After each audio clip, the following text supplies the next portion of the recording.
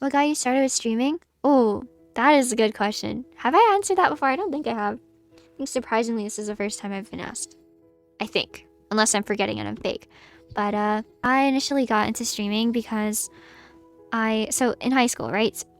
Like starting freshman year, I had gotten in and I went to a high school because it was convenient for my family. But when I got into high school, I went to the high school that was not where all my friends from middle school went, but it was convenient for my family because my mother worked there. And so I didn't have too many friends apart from one that I just really stuck by. We kind of stuck to each other because we didn't know anyone. And I like made a resolution for myself to be like actually involved in school, to be like a contributing student. And like granted, I had been the president of my class for 2 years, and then I'd gone and did council for the whole student body, and then in senior year I was a student body president for the whole school. So yeah, I was pretty involved, and I did sports, and I did like hobbies. I was in like academy and a bunch of stuff.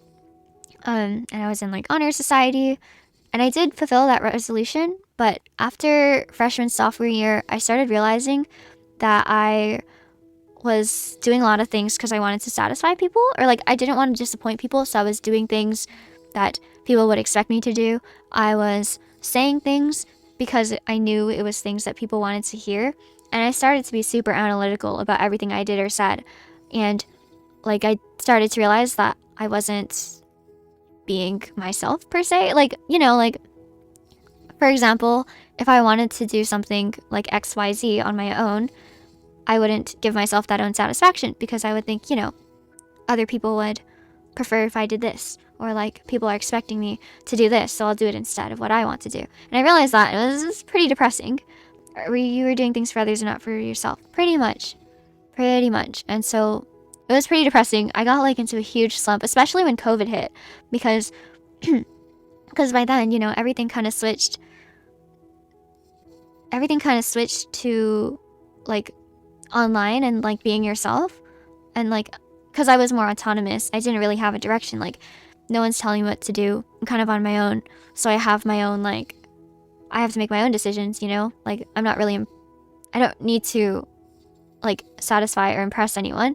And so I was a little lost, and I was a little depressed because I just felt like I had no reason to be doing anything. Stream origin stories, people want me to be fake. Well, it wasn't that they wanted me to be fake. They thought it was me. But they thought that the real me was the me I was putting out there. And so,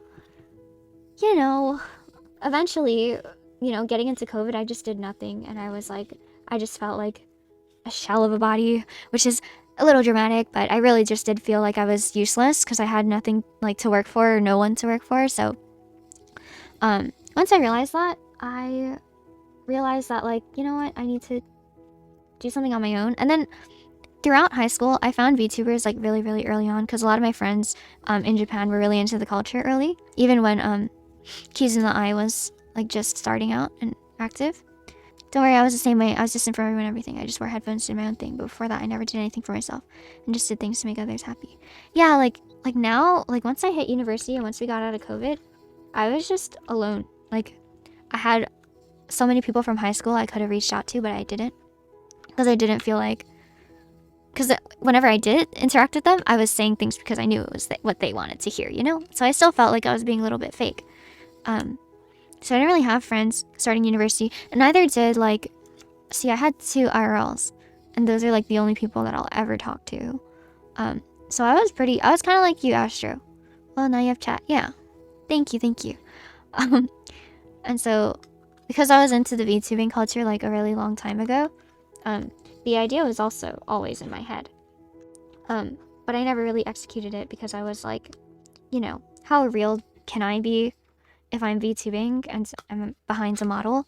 But like once I started making friends and getting a little bit of a community way back in the summer, I realized that I had a lot of people who would just be happy if I just did my own thing, if I was just dumb on my own and just fooled around.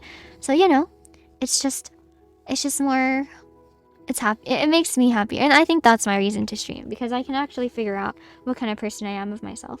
And like, I think if you're a close friend of mine, you'll hear a lot from me, and I'll say things like, oh, I'm a terrible person, or like, oh, I suck, thank you for the posture check. And like, the self-deprecation on my end obviously is toxic, but I realize since streaming that that's just how, like, that's the kind of mindset that I've been trapped in for a long time. And so, you know, like, obviously I'm trying to get out of it, and obviously I know I need help in some areas. So I'm getting there.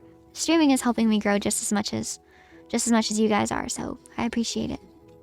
Yeah, that's why I stream, because I'm trying to figure out who I am. That sounds so cringe, but it's so real at the same time.